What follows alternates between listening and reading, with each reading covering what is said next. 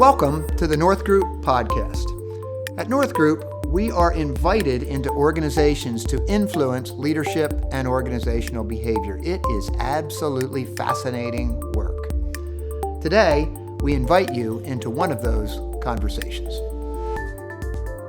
Well, it's good to have my good friend Josh Fisher with us today in this podcast. And Josh is the president of B&B Poultry, located in the large metropolis of Norma, New Jersey, in southern New Jersey. Downtown Norma, yeah. Well, Josh, interesting organization. Tell us a little bit about B&B, just a little bit about the history and what is B&B?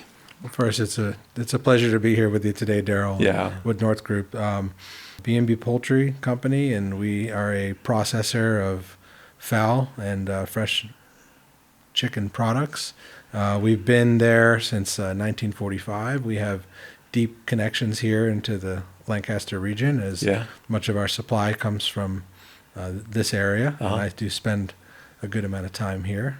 My grandparents were Ben and Bobby, and come after World War II, my grandfather came back from the service, and at that time, the Vineland area, which is adjacent to Norma, was called the egg basket of the world, or the country anyway. Yeah. And it was not uncommon to see behind most of the homes chicken houses, and there were a number of operations that grew up to service those almost backyard producers, which translated into more commercial operations through the 60s and 70s, and the company grew along with that, and then the industry commercialized and moved out of the Vineland area, but we've been where we've been, for the 75 plus years. So you're now into the third generation. You're Correct. the third generation Correct. of a family-owned company. Mm-hmm. In the past, I learned that actually your great-grandmother sold eggs at that location. My great-grandmother, who had 4 boys and raised them alone, her home was on the property where our office now stands. She bought the property that the plant sits on. It was a spent gravel pit, so a lot of the roads that were in the Vineland area were derived from that gravel pit. So it was no longer of much value to the city of Vineland, and she wisely purchased that, which has allowed us to grow for the many decades that we've been there. And she did a little bit of work here and there. She did sell some eggs.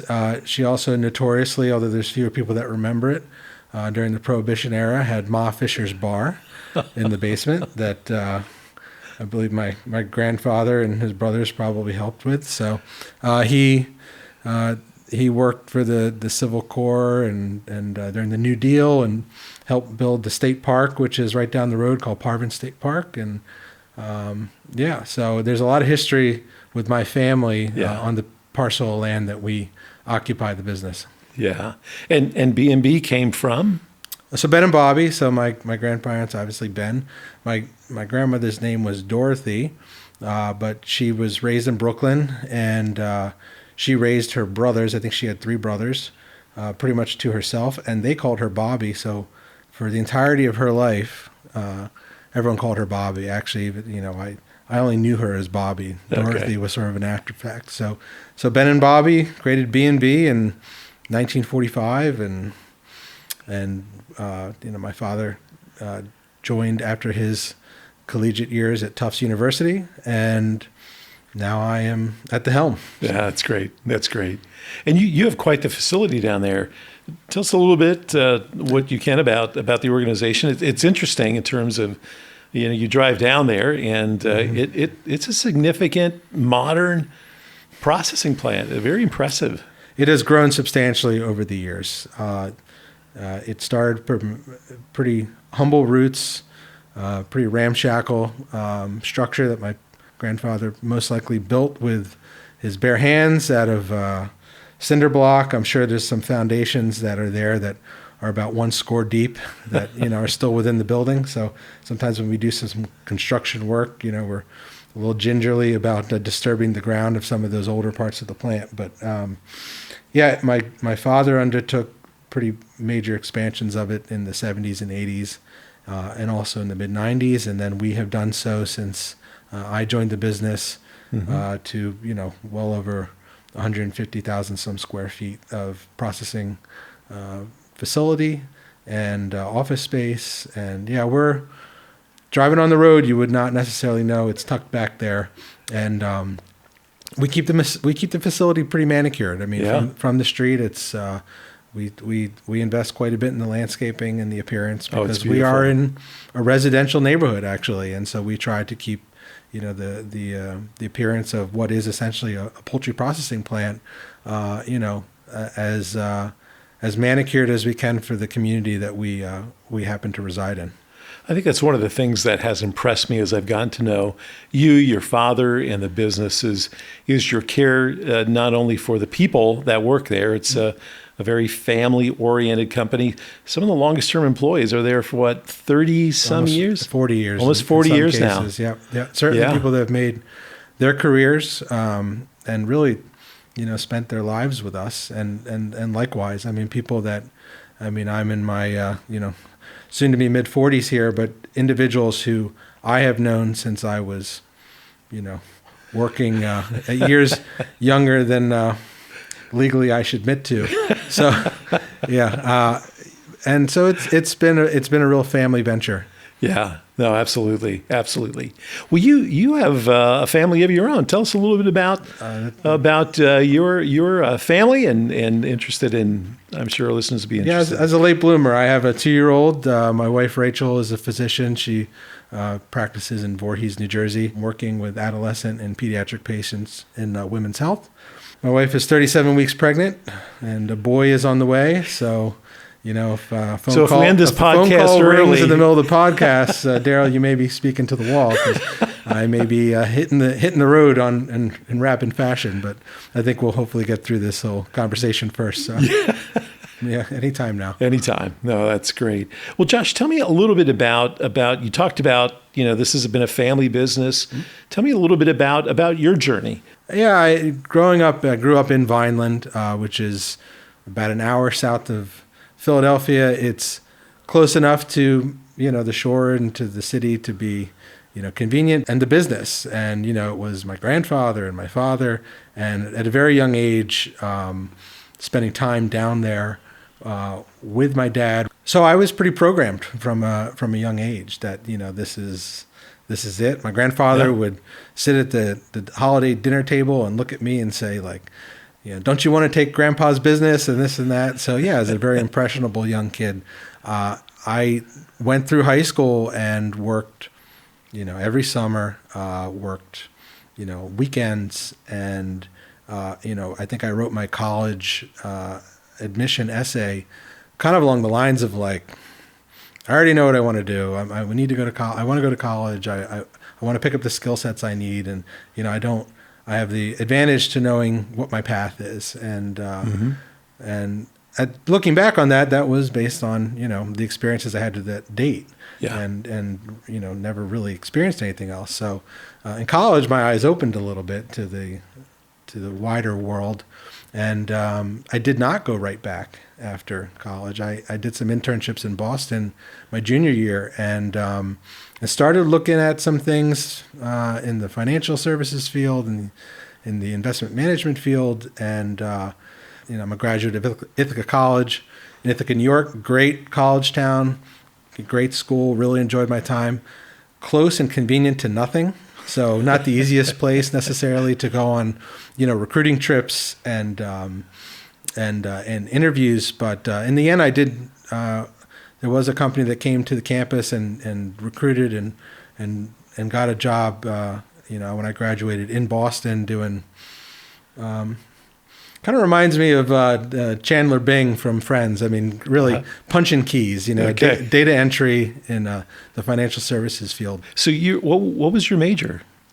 Business administration. It was business. Okay, BA. So I think the college did a good job of preparing me, but I think that the real world experience was the accelerator. Was the accelerator for me. Yeah, so you went to college, obviously, to get a degree. Mm-hmm. You had an interest, but you were also doing, I think, something else in college. Weren't you doing some swimming or? I started off swimming. Okay. I was recruited, and again, kind of program, like my hometown had an extremely strong swimming program. Started swimming my freshman year. And quite frankly, it was exhausting. Yeah. I mean, I would have morning practice, afternoon practice, weightlifting. I would run back to the room to sleep pretty much in between every class and probably slept in my classes. So, I just kind of realized that, it was not going to earn me a living. There's not a lot of money in swimming. And so I chose to leave that and focus on, the collegiate experience. There was still that athlete in you that you took up another. When I graduated and got to Boston, the swimming drew me back, which was odd enough. But yeah, I think it was partly because now I was I was in the working world and I was looking for other things to kind of fill my cup. And I came across a master's swimming team that was called Minuteman Masters. And it was a great program. And it really took on a big portion of my life. Yeah. Whereas it started with doing the local masters meet that was at Harvard University's pool. And even to the point where I traveled to the Masters National, which was in Tempe University, but kind of burnt out again, like after years and years of swimming, like after a couple seasons of it, like the burnout factor, keeping the head underwater for 9 hours a week was like kind of wearing out. Yeah. So I joined a private triathlon club called Boston Triathlon Team. I was a middle of the pack, I like to do it. I like the challenge of it. I like the transition of, swimming and then you bike and then you run. And, it was very time consuming to do that activity. So that became my next kind of big. And you were pretty serious about that. Yeah. Serious in the sense that it was something that I was passionate about. And I think two of the most powerful words in the English language are until, or but. Until in college, my with the swimming I did do, and I hopefully they finally abandoned this, but I did start having some more back problems that freshman year of college, and the swim coach at the time insisted on full-on sit-ups, and I kept going to the trainer all the time, and they were like starting to suffer more and more from back pain. It persisted a little bit, and then all this activity with the triathlon, I did herniate a disc. Yeah. So some of the damage was there, and then it did go.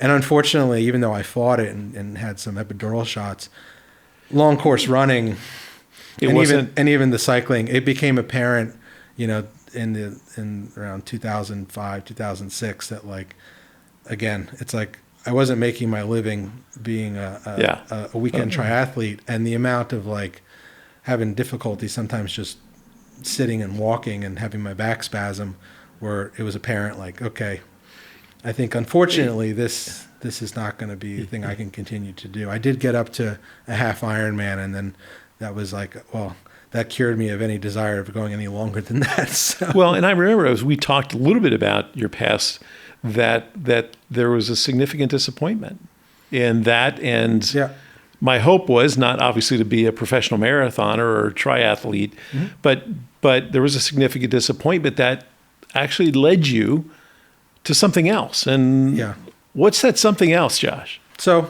sitting at work and, now my schedule being relatively clear of what had occupied myself, I don't know exactly how it came across, but came across an advertisement for a Discovery flight at Hanscom Air Force Base or Bedford Airport through a company called Executive Flyers. They're no longer there, but Mike Guyon, I think, and sorry, Mike, if I didn't say your last name right. He's a very accomplished acrobatics pilot, but that was his family that had this flight school, and they advertised this. Come out, do your Discovery flight. I had, as a kid, used to sit in the back room on the the old compact, whatever horsepower that thing had, but played Microsoft Flight Simulator version 1, which you look at pictures of it now, it's like, how did you even discern what you were actually pretending to do, right? Compared to what's out there today. And so it was always kind of like a thing of mine, and so I thought, this would be fun to do. I'll go out there and do this. And little did I know, number one, it's the ultimate sales pitch, right? I mean, it isn't just like, hey, come take a discovery flight. They paired me up with a gentleman, I can't remember his name, but he was, an icy former, and probably was even still current, but, National Guard pilot, maybe Air Force guy, maybe like a former Vietnam vet, flew Phantoms or something. And, from the moment, got in the thing, I remember the door closing to the Cessna. It was off, and me looking at this thing and being like, oh man, I don't know if I want to go up in this thing, right? And it was a perfectly fine airplane. And, he gets in the right seat, puts me in the left seat, and we started up. And, he gets it off the ground, but I think we were no more than like 200 feet off the ground, and he just said, okay, your airplane, you fly. And that was it. The moment that I took over, and it is, I tell people that, I've taken many people myself up for flights, and I will offer them the chance to like grab the yoke and say, it's really not rocket science to fly. But in that moment, and knowing that he was there to sell me on getting my private pilot's license, he said, oh, you're a natural at this. Yeah, wow. So from that moment of like 300 feet off the ground to bring it all the way back to the airport, and then him, he did the landing for me, obviously, and came back and sat in the flight school, and, brought out the kit. There's like a bag with Cessna, which has a headset and the logbook and the books. And it's like, so here's all this stuff today. If you sign up, we'll do this. And this was CD-ROMs. So you got like a book of CD-ROMs with the King course. And, I was like, I almost couldn't say no. I was like, oh yeah, sure. I'll do it. Never having any, anticipation of like, would I actually finish it and get my license, and then all of where it's gone from there. So yeah, it takes a lot of time. Yeah. So it immediately became my next, passion, where every weekend I was spending 4 hours minimum, a weekend at the airport. Yep. Doing flights, and in between at home, taking the courses and the quizzes and getting ready for all the exams, and so it took about a year. Which ultimately led to you getting your private pilot's license. Which ultimately led to me getting my private pilot's license. I moved back to the area almost 2 months after I got my license, and started my instrument training at Philadelphia at Hortman Aviation, again, a place that's no longer there. Yeah. Commercial, and got my father into it. Yeah, so. And eventually, you and your father bought a plane. We have owned 2 Cessnas since, and airplane ownership, yeah, and used it quite a bit. So I remember we were talking a little bit about this, that there was, hey, I've got my pilot's license now. I've got these ratings. Now, how am I going to use this thing? I think it's a moment that a lot of people who, civilian pilots, weekend warrior pilots, get this passion, get the bug for flying. And, the FAA limits what you can do with that type of license. Aside from your personal travel and your business travel, to kind of take advantage of that skill set. But one thing that is there is like social benefit, community benefit flying. And there's a number of organizations. There are the ones that help people, which are like Angel Flight, and there's a variety of them. And there's also like Pilots and Paws, which is also a very popular one, where you're often flying animals from different parts, often from the southern states up into the Northeast to move, strays or dogs from shelters to centers where they'll be adopted. So I remember when we were talking about this, that in order for you to do angel flights, you had to have X amount of hours. Correct. But at the beginning, you didn't have those hours. No. However, I was interested in this right from the get-go, but here I am. I'm a new pilot. I've got 78 hours of total flight time. And, yes, Angel Flight is, and they absolutely should have these standards. You needed to build to a point where they would even consider you for, being part of their their program, you are flying individuals like, Yeah. to and from locations, multiple states away. So yeah, one of the first things I did is organizations like, and Pilot and Pause, I don't think even existed yet. There was another one called ARF, that like, there were no minimum requirements to flying puppies. So I immediately, started signing up, but I didn't have an aircraft of my own. So I would rent the school's 182 and throw a crate in the back and fly down to, on these relay races down to Virginia. And I still got pictures of them, of these, these dogs that were just like these cute puppies or whatever, fly them up to, a lot of times to an organization in Caldwell, New Jersey, but also up into New Hampshire and Massachusetts. And just a lot of flying, a lot of weekend time that like, hey, this could be as like a 5 or 6 hour day, flying down, picking them up, doing it. So built time and got to, it's like a great, hey, I've got this skill and I'm able to use it, and And then you started flying Angel Flights. Correct. And you've told me a number of stories. I mean, for those of the listeners who don't know what Angel Flights are, I think many of them do, but for those who don't, what is Angel Flights? What are you being asked to do?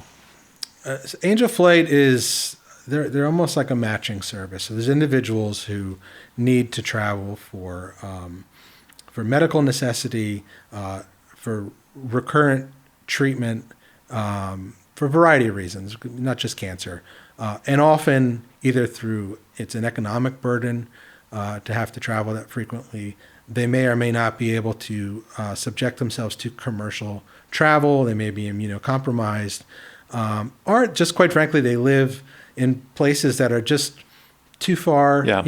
That the drive would be 5 or 6 hours, and that even in a light aircraft, it can cut that, in half, if not more than that. And so it's a great utilization of the skill and of the network of small airports. I mean, people do not realize how many airports, and we're not talking like Philadelphia International, we're talking about, 3,000 foot runway airports that dot the landscape. They are everywhere. And especially sometimes when you get out into more rural areas, that you really can, often, within a 20-minute drive, be able to get to one of these airports that an airplane such as a Cessna or a Cirrus can access and really give you, that access to the larger metropolitan areas, aside from getting on, the road and driving 5-6 hours. There were times where I was doing, in some cases, like one a month, or certainly a couple a year, with Angel Flight East, which is an organization out of Bluebell. And once you became linked with someone, like me specifically, I would then continue to look for that them. Individual's need for travel. There was, a woman from my hometown who needed to go to Chicago all the time, and it was only because of the Blue Crosses, like her insurance, her husband's insurance was Blue Cross Blue Shield of the Midwest. She needed to get to a cancer treatment center of America, even though I think there was one right here in Northeast Philly. Her insurance, she had to go to the one in the Midwest. Yeah. So, I flew her and her husband a number of times. An individual from Pittsburgh who needed to come to Philadelphia, about a couple times a month. And, a woman from Syracuse who needed to come down. There was she had a very specific condition and a very specialized doctor at Drexel, and, got to fly her and her mother a number of times. So those experiences, the flying kind of took a back seat. And I was going to say, you mentioned a number of times the relationships, and you alluded to one there with the individual who had to fly out to Chicago. The relationships that you built. I remember one time you told me that you were intentional about not saying, I'm going to fly you. Correct. But you would tell them that we are going to fly together. Yeah. That there was something about the relationship. It wasn't just a taxi service for you. It was, I think, getting to know you was part of who you were, part of who you are, in terms of having a genuine care for people. Angel Flight is the gateway where they match us. But then from the moment that you sign up, you are then the point of contact. You have taken full responsibility of pretty much all aspects of what's going to happen from that point. So one of the first things that you need to do is make the phone call to a complete stranger until you've gotten to know them, and have to introduce yourself as, hello, my name is Josh Fisher. I'm a pilot with Angel Flight East, and the syntax that I chose to use was, we will be flying together. Yeah. We're going to be flying together on this date to bring, from Syracuse to Philadelphia. And I really feel that is the experience. Yeah. Because we're going to spend That's this wonderful. a couple hours together, flying in a small aircraft. There's nowhere to get up. We're not getting out. There's nowhere to escape from each other. Yep. And the experience of when you connect with someone in that experience of, here we're traveling, we're flying over the landscape and we're talking and again, like, people And serious issues that they're dealing with. and the serious issues they're dealing with, and vice versa. You can't help but in that moment, you're sharing a little bit about, your own experience and things going on in your own life, especially when it becomes repetitive, where you're flying with this person for the fifth or sixth time. I'm meeting them and they're asking me, like, how's things going with this? How's things going with your family? How's things going? My mother was ill. How's things going with your mother? Whatever. And so that was the most rewarding part of it. The flying was the service that I was able to provide to them.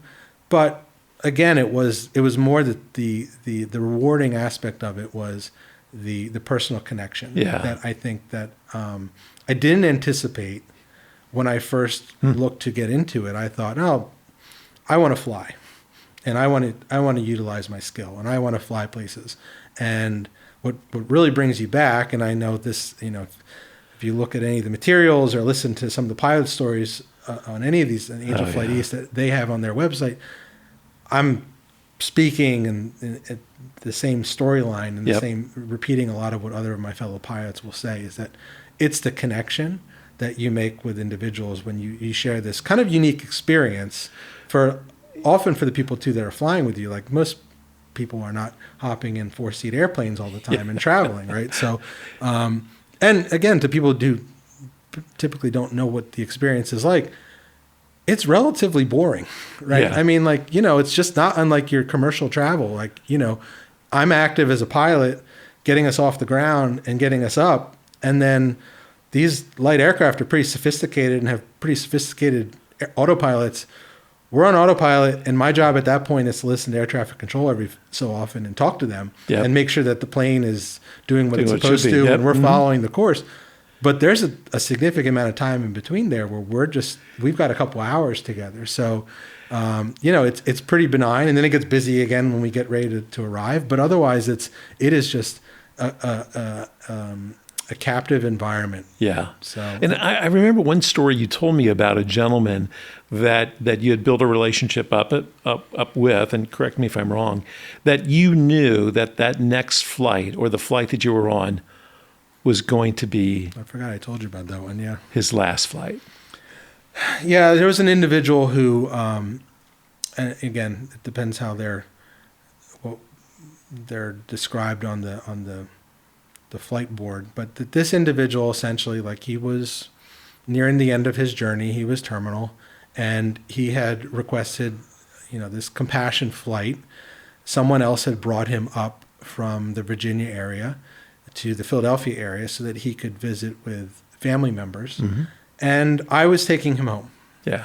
And, I didn't know the exact circumstances or time frame, but, it was pretty much understood that, like, he had just had his last visit with his family, and, this flight was for him to return home and kind of, start to prepare for the end. And I know that a lot of the flights that I did, I think that one was, I approached a little more trepidatiously because it's uncomfortable. Sure. To deal with, to mentally deal with yourself with people that are in terminal conditions. And, and I'm coming from experience where at that time, my mother had a brain tumor and was, in between levels of treatment, but, essentially, like, knew that this was going to have its course. Yeah. So, I came to it with that maybe in a little different level of uncomfortableness because I was also having to have to wrestle with that in my own life. So, but in the end, we had a very pleasant flight. And when I dropped him off at the FBO at his home airport, kind of shook his hand and just said, I wish you well on your journey, because it's, again, kind of a unique experience it's a complete stranger. I know the circumstances of which they were traveling, and you don't want to be awkward and odd about how you say, like, okay, take care, Yep. good luck to you. I know what this man is facing. So, I tried to be pretty cognizant about how I worded what my kind of saying goodbye to him was. It's not, there's no shame. There's no shame in what he was facing, and there's no reason to look away from it. So I tried to be as upfront and say, like, good luck on your journey. It was a real pleasure to meet you and fly with you today. And, No, that's great, Josh. That's it, And I think part of it is, and I mentioned this earlier, the two powerful words I often think about are the words of transition, until or but. Something happens, and your journey is you went to college and you were swimming, and then you spent the time working at being a triathlete, and then that stopped. Right. And how a pivot, really for any of us, I think, could lead to this disappointment, this discouragement, could lead to something that you might have as a young child thought, wouldn't it be cool to fly? I think most of us have. Right. I think I told you my father-in-law actually owned his own plane, and for 2 years flew back and forth to work every day because the place he was working was 2.5 hours away. Right. But a pivot in your life opened up the door to pursue maybe a little bit of something that you felt when you were younger, that opened up the opportunity to be a pilot, to get the instrument ratings, to participate in angel flights, and to be impacted by those relationships. And, I think as we end our time here, Josh, I'm often curious, how has that experience impacted you as an individual, as a man, as a leader, a husband, a father? Like, I don't know that we can ever set those things on the side, because even some of the stories you've told me have been powerful. Well, I think my life experience to date is that I've had a number of pivots in my life. Yeah. More so than I think I look at friends who haven't, changed locations or jobs or, a variety of different areas for myself. So in my youth, and I'll say like in my 20s, and I think it's a common thing, looking at a change or a potential pivot coming was almost sort of, you would, it could freeze you. Yeah. You could find that you could find yourself frozen trying to figure it out. And having lived through them willingly and unwillingly sometimes, I can say that there's opportunity in chaos. There's opportunity in those pivots that you may or may not be able to foresee or envision before you are faced with them. Yeah. But that you can grasp onto once you've committed yourself that you're taking this new path. So I think for myself, having had to make a number of those changes throughout my life, of whether it was going to college, changing direction with swimming, changing direction with my degree, completely changing my expected path of not coming back home and moving to Boston, and then in that field deciding this isn't for me and pivoting to return to the area and try my hand at the business, or changing hobbies, is that in each one of those cases I look back at them now, leading up to them, there was this overwhelming sense of like, what am I going to do? How am I going to do this? How am I going to, I'm not going to be able to do this anymore. And then in retrospect, each one of them now, I can't imagine, had they not happened, had the pivot not happened, had I not taken the next path, and the opportunities that opened to me through those changes. And so I think that it's something I even try to be cognizant of myself, because they continue to come. Yeah.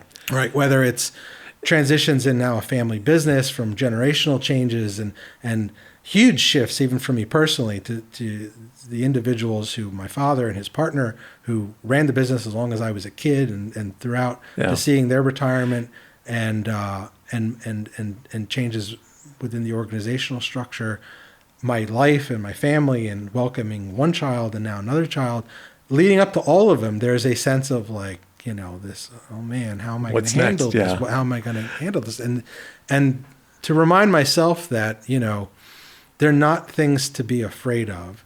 There are things that, not that they're going to be pleasant or there aren't going to be bumps in the road, but they are things to look for the opportunities on the other side. Yeah. And I think in retrospect that you look back that it's like, man, I can't imagine had this not occurred. Well, Josh, I appreciate the story of pivots, the story of untils in our life. We think one way. But Josh, it's been a pleasure to have you on this podcast. It's been a pleasure. And I just want to say thanks. And I want to wish you the best as you and Rachel look forward within a couple of weeks to your next child. And so, Josh, thank you very much. Thanks, Daryl.